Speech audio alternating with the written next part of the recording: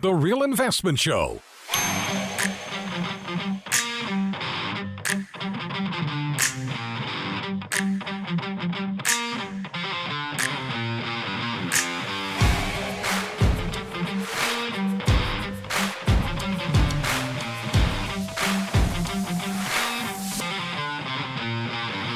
And welcome back to the show this morning. And so last week we touched on this new rule passed down by the Biden administration that will penalize homeowners for having good credit and making a down payment. And we touched on it last week, but man, I just got slammed by emails over the weekend, talking about, what this means and, potentially what happens. And so, a couple of things that, kind of jumped out, from this. And again, just once you kind of start thinking through what this rule means. And so let me just back up here just real quick and just touch on kind of what this rule is. So what the Biden administration is proposing is a rule that will penalize borrowers. So if you put a 20% down payment on your house and you have good credit, and you go to get your mortgage, there will now be an additional 1% fee on your mortgage because you have good credit and put a down payment. Now, that's it. I mean, so whatever your mortgage rate is, just essentially add 1% to it. So in a mortgage of $400,000 as an example, it'd add about $40 a month, right, to your mortgage. If you have poor credit below 680 and aren't putting any money down on the house, then you will get a subsidy and a lower rate to get you into a home. Now, we've done this before in different forms. From 2005 to 2007-ish, really 2008-ish, we were passing all kinds of rules and modifying regulations to get people into houses that they wanted, right? So we started modifying down payment requirements required by the FHA and by Fannie Mae and Freddie Mac, and we started changing the rules and we started modifying demands, and so we started coming up with things called like the ninja loans, no income, no job, right? So we had loans for individuals of all typical types around the country to get homes. And I've told you the story before. I'd flown out to Palm Beach in California for a conference, and my taxi driver at that time, this was 2006-ish, picked me up at the airport to take me to this conference and was talking about he had just bought a $2 million house in California. This guy's driving a cab. Now, nothing wrong with that, but you go, okay, you're driving a cab and you bought a $2 million house. That's pretty amazing. Then there's also all kinds of stories. And really this was a lot of stories that had come out of California at the time. People were basically using their houses as an ATM. They would buy the house. The houses were appreciating so rapidly in price that they would just keep, the house would go up $200,000 over a month, and they just extract the capital and just kept refinancing their houses over and over again, taking out the excess equity from their houses. Of course, eventually 2008 came along, right? And what we discovered back then was that people that have poor credit and could not save up a down payment for a house, they made poor home owners because they couldn't afford them. So not only could they not make the payments, but they couldn't keep up with the maintenance, the upkeep, et cetera. So, it was just a variety of problems with getting people into houses that they couldn't afford. Now, we've talked about this on the show before. This isn't about saying that people with poor credit are bad people. It's not that. It's just they've got poor financial habits. And before you sell them a home, and again, as we talked about on the show before, it's not just buying the home. If you could just buy your house and then that was it, fine. But it's not just the mortgage payment. It's the upkeep, it's the taxes, it's everything else that goes along with home ownership that becomes burdensome that you don't have when you're renting. See, we have this idea in the country for some reason that being a renter is bad. If you rent, that's bad. You need to own. Well, of course, ownership is being driven by the banks, the mortgage companies, the home builders, the realtors, all the people that want to sell you those products, right? And these are big, big lobbies.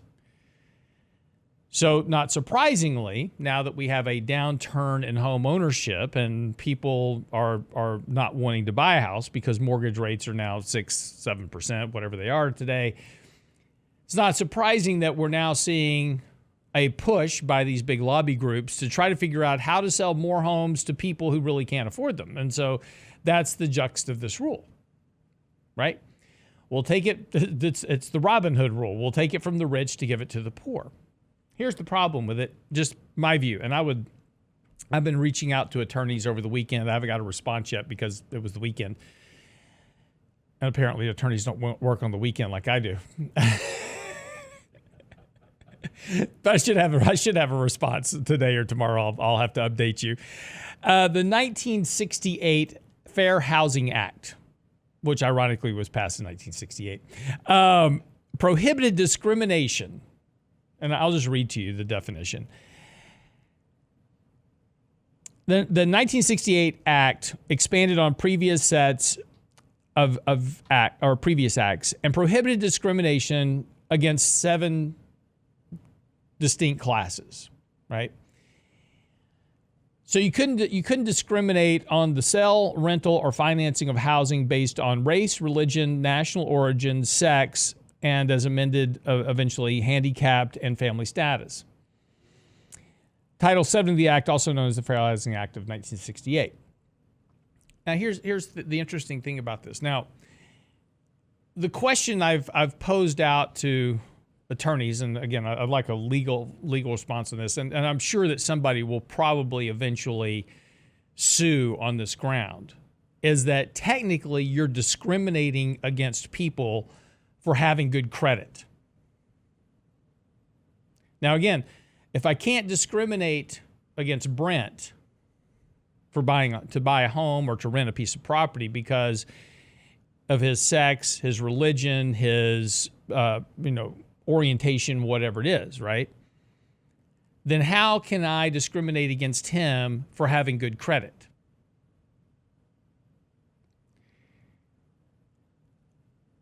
Now, I don't have the legal answer on this, and that's why I'm waiting. I'm not an attorney, but it would seem to me that you are now discriminating against a class of individuals for having good credit and impeding them on buying houses.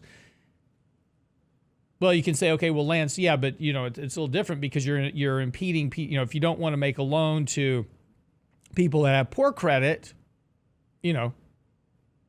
then that's discriminating against them. I'm not saying that at all. Anybody can get a loan. You just have to qualify for it. Even rich people have to qualify for it.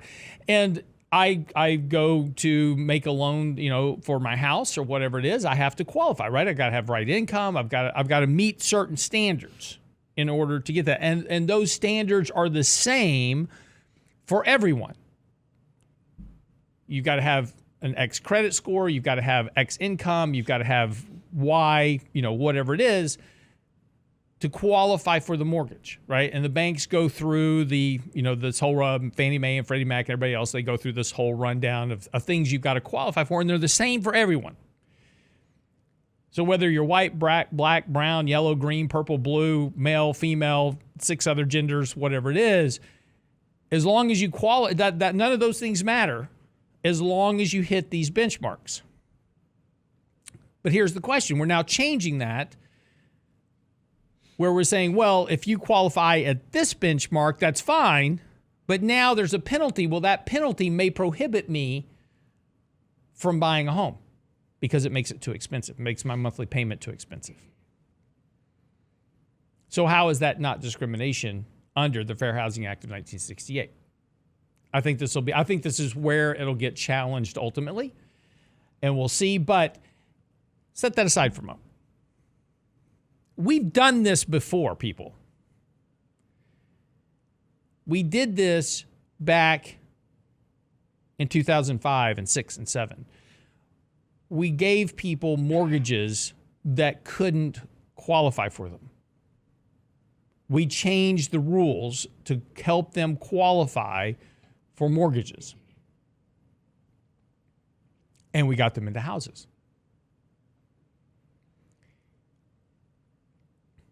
After it all fell apart, and we figured out that people with poor credit and no down payments, didn't care about the house, right? I've got no skin in the... See, here's the problem with this, right? If you get me into a house where I have no skin in the game, I don't care about the property.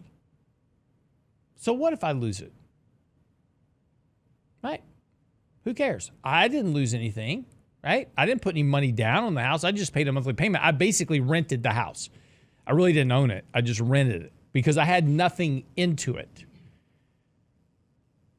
And so when times get tough, I walk it.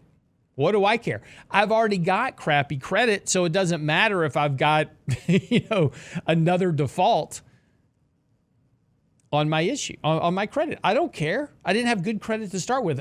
Obviously, my credit didn't matter to begin with, so I don't care about it now. So what we found out in 2006 and 7 is that, slamming people into houses they couldn't afford didn't work out well. Now we're going to do the same thing. We're going to incentivize that same group of people that don't care about their credit or their financial well-being enough to do something about it into buying a home they really can't afford. Now, I don't think it takes a giant leap of intelligence to figure out how this eventually ends.